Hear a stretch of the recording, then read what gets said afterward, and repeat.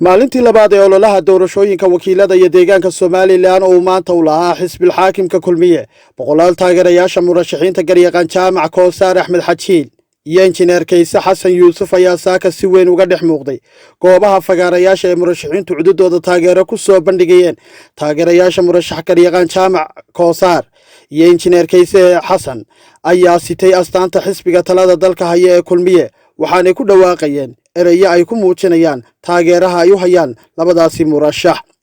iyagoo saaran baabuur ay saaran yihiin sameecadaha codbaahiyaha oo ay ka baxayaan heesaha xisbiga kulmiye iyo heesaha u khaaska labadani murashax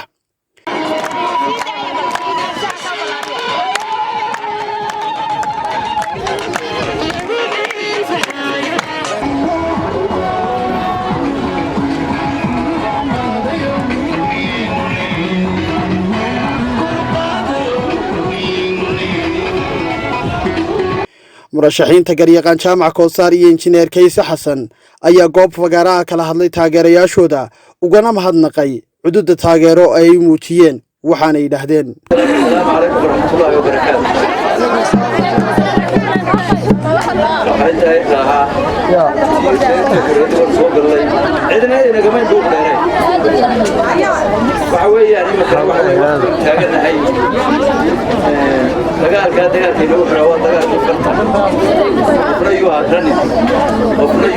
السلام على رسول الله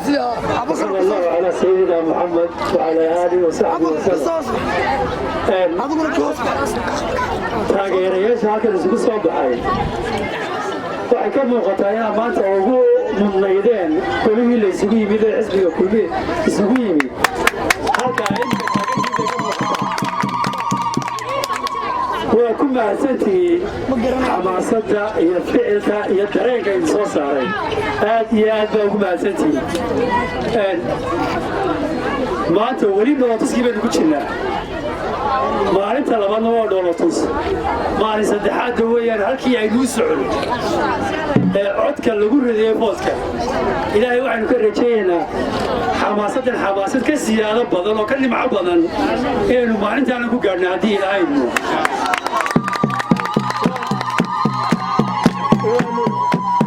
sii wadi lahayn tumashada iyo wadajoogga way si tuman lahayn iminka waxaa laygala soo hadlay ballugoodle oo waxaa laygu yidhi xafladdii ballugoodlena waanu ku sugaynaaye iminka kaalay sidaa darteed walaalayaal aad iyo aad baa u mahadsantihiin qoladii dhallinyarada ahayd ee agaasinka maamulka hawshan lahayd aad iyo aad iyo aad bay u mahadsan yihiin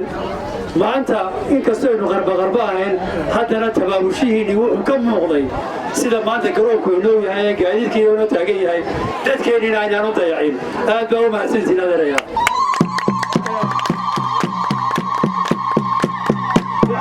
waxaan ku soo gabagabeynayaa innagoo nabad qabna oo diyaara oo caafimaad qabna in ilaahay codka inuu gaadhsiiyo deetana ay noqonno kuwii guulaysta